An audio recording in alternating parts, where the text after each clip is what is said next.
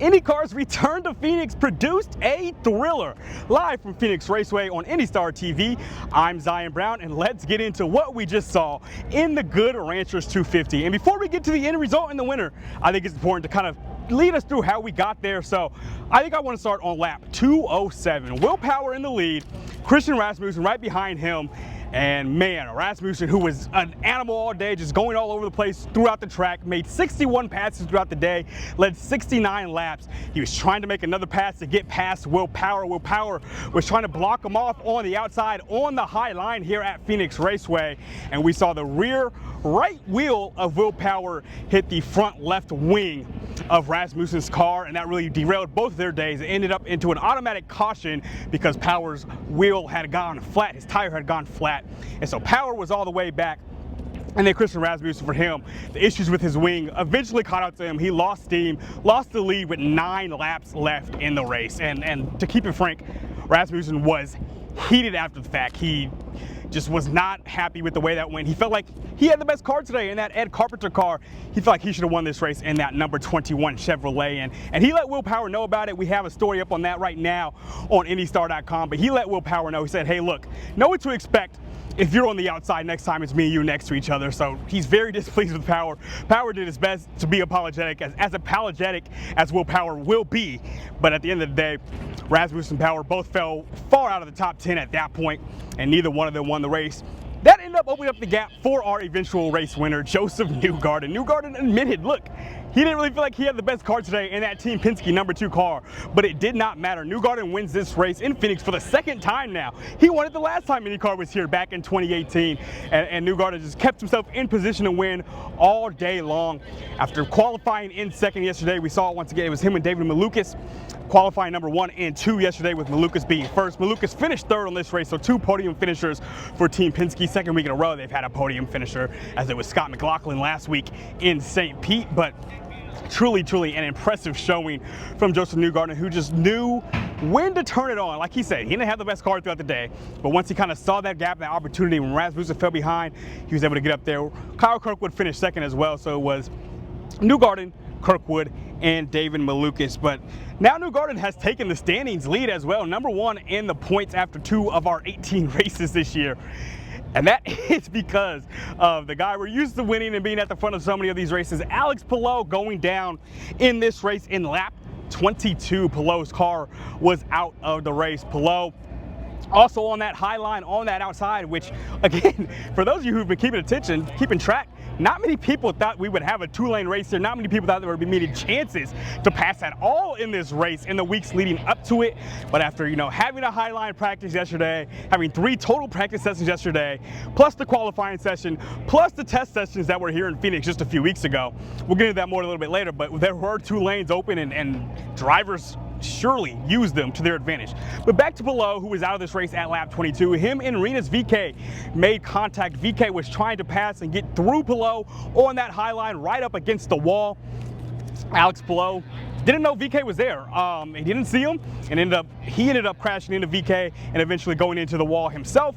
Ending Palou's day, a rare DNF for Alex Palou because of it. And Palou said, look, he has to go back and look at it. He doesn't know if it was necessarily his fault or VeeKay's fault, but he didn't see him. The best I could tell, I think it might have just been a spotter issue, really. You look at it and you say, okay, VeeKay, if you look at the replay, VeeKay was there for a considerable amount of time. It wasn't like VeeKay necessarily snuck up on that outside. It was really noticeable that VeeKay was trying to get through that outside to try to pass Alex Palou, and it ended up being an accident. As a spotter, that's got to be a situation where you're yelling, hey, outside, outside, outside, just so Palou doesn't make that contact. That's something we never really see from Alex Palou in that number 10 Chip Ganassi Racing car, right? I wrote about it last week. He's a mistake-free driver, which really gets him to the end a lot of these weeks. This go-around, he made a mistake. Whether it was him or VeeKay, there was a mistake made, causing a Palou accident and causing him to not finish this race, DNF, finishing in 24th. Roman Grosjean was the only person to finish behind Alex Palou, as Grosjean never got onto the track, had mechanical issues, and never really got out of pit lane. So Grosjean did not complete a single lap today after having a fairly strong showing last week in that Dale Coyne racing car in his return to IndyCar just last week. So Palou falls to 5th in the standings because of that. It's the first time since the middle of 2024. June 2024 was the last time that somebody not named Alex Palou was at the top of the driver standings, but that has now changed once again with Josef Newgarden in that Team Penske number 2 car. taking the lead in the standings through 2 races. Obviously, plenty of racing to go. 16 left now in this IndyCar season. But finally, I want to talk about the overall return to Phoenix and just the double header with NASCAR, with the NASCAR race being here at Phoenix Raceway tomorrow. Overall, it has been a wild success. You talk to drivers from both series, and they are really excited. They really love the fact that they're doing this doubleheader. You got several IndyCar drivers who are sticking around tomorrow to watch, other NASCAR guys and guys they may be friends with or just have that relationship with, to watch them drive tomorrow. And of course, a few NASCAR guys were here throughout this race today. So it's been a really good kinship between the 2 series, something we haven't always seen, of course. And with the Fox partnership now with IndyCar, Fox now owning a third of Penske Entertainment, which is the parent company of IndyCar, I feel like that plays a big factor in things because of course, NASCAR, with how many of their races are on Fox as well. And talking again about Josef Newgarden, that Team Penske, he's going to watch, and all 3 of Team Penske's IndyCar guys will be around to watch Joey Logano and Austin Cindric tomorrow, and of course, that whole Team Penske chain of guys right as well with Ryan Blaney. So that'll be very interesting to watch tomorrow with NASCAR. But overall success and a great return to Phoenix. It feels like this is a track that IndyCar needs to continue to come to. Phoenix has made its changes of the track since the last time IndyCar came.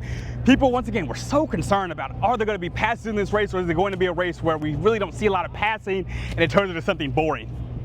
This race was anything but boring at Phoenix Raceway today. We saw passing, we saw just about everything. We saw the crashes, like I said, the incidents on the road. We saw just about everything, and it led to a very exciting race that Josef Newgarden was able to pull off. Both lanes were available, and that really made quite the difference today. Very exciting race.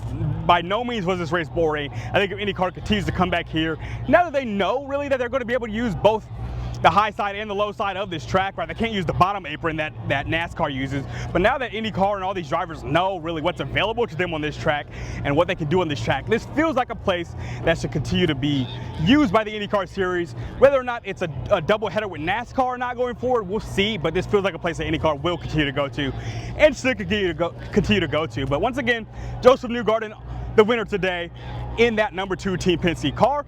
I'm Zion Brown for IndyStar TV. I'll have more updates coming next week from Arlington, the Grand Prix of Arlington, another new race coming to the IndyCar series. But for now, thanks for watching.